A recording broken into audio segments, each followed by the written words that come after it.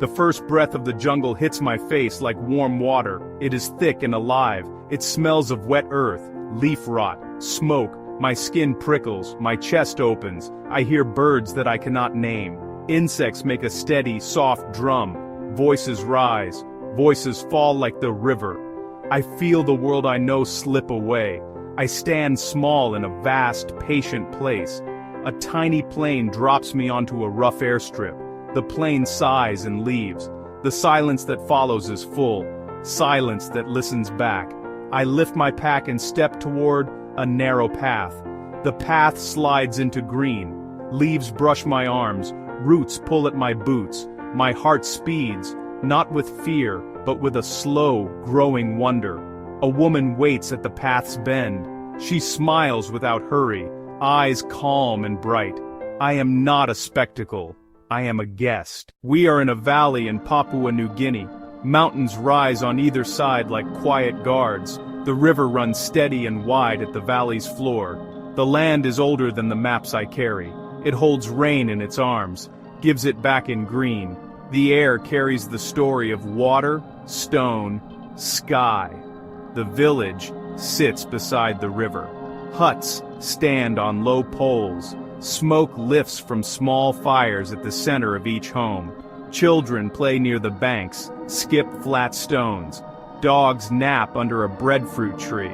The place looks lived in, not staged. It feels whole and honest.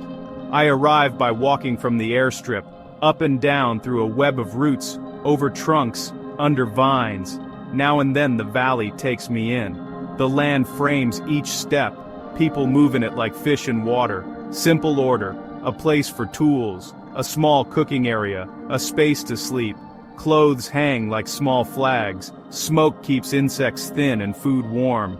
People greet us with soft words and measured smiles. There is a quiet welcome here. The village is not tidy in the way a town can be. It is full of use and purpose. Paths are worn by feet. The ground is packed and smells of damp earth and ash. Bright cloths, shells, greens, browns.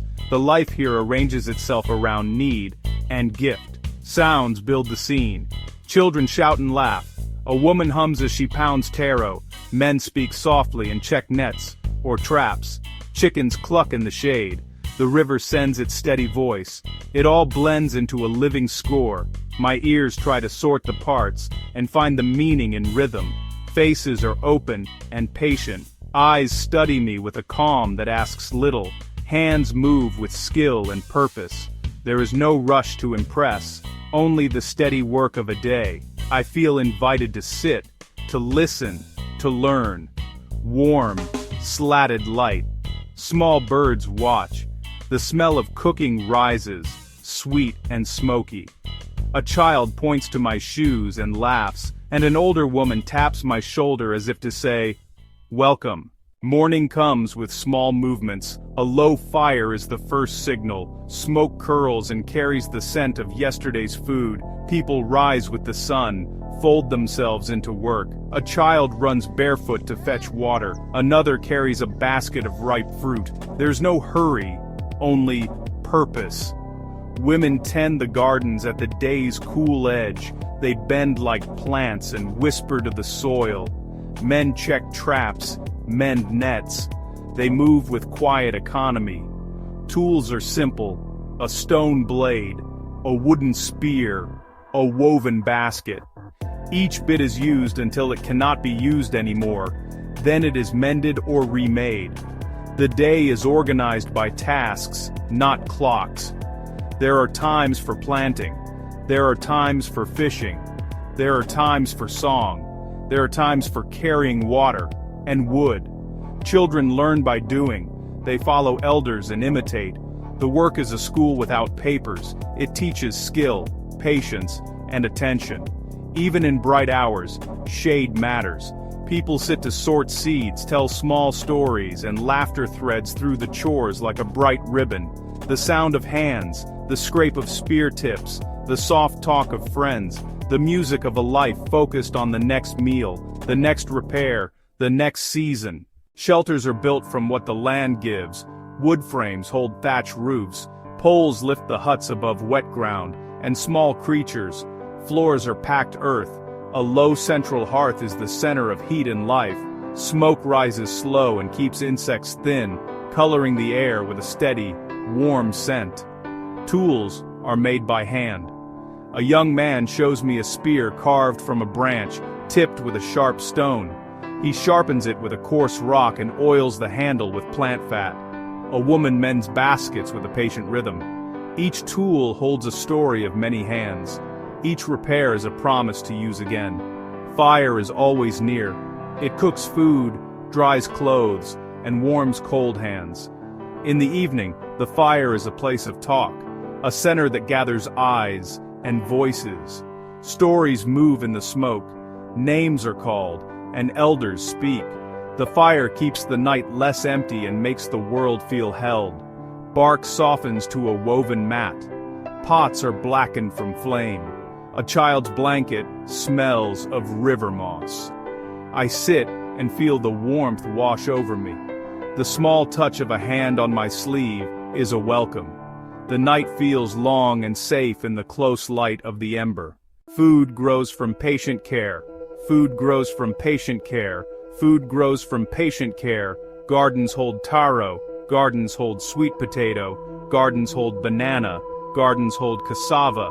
Gardens hold small greens. People plant in small beds.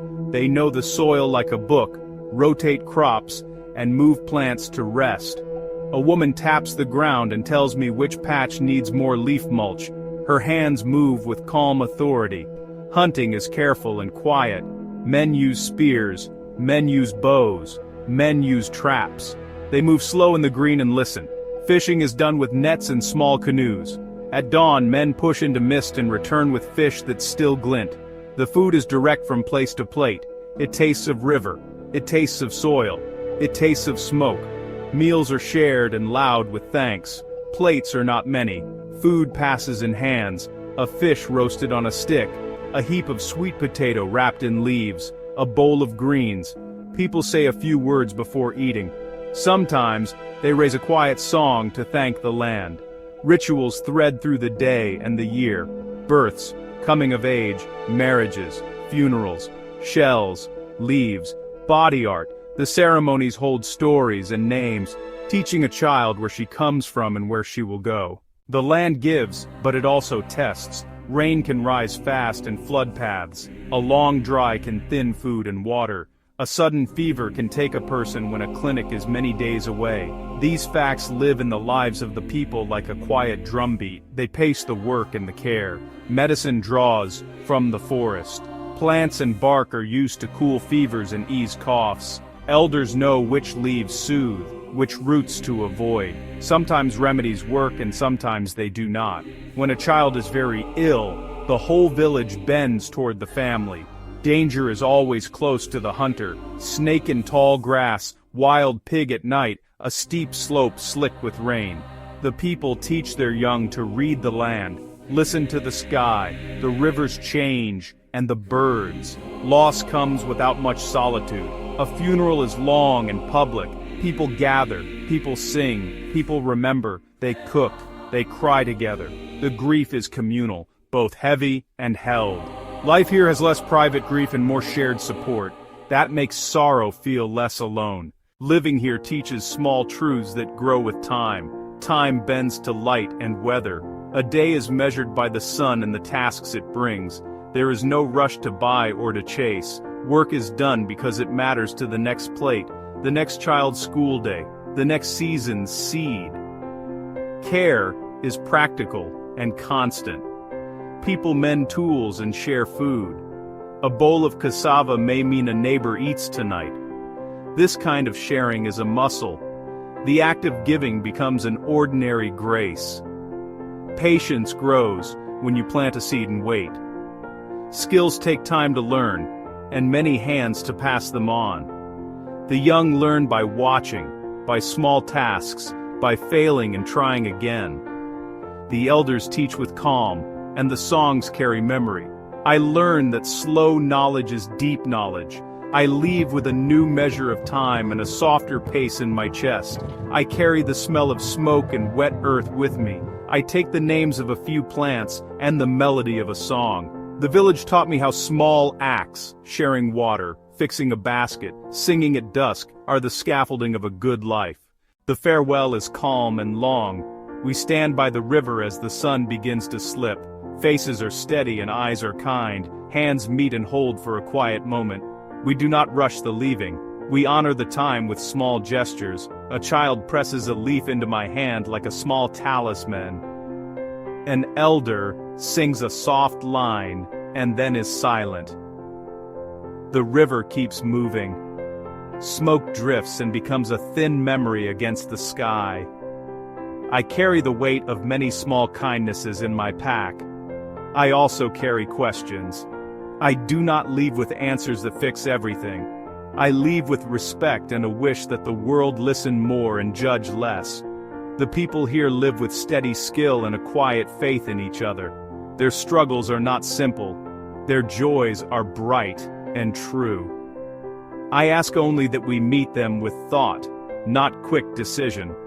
If you remember one thing, let it be this. Close life asks us to watch, to give, and to slow down. It asks us to know names and songs.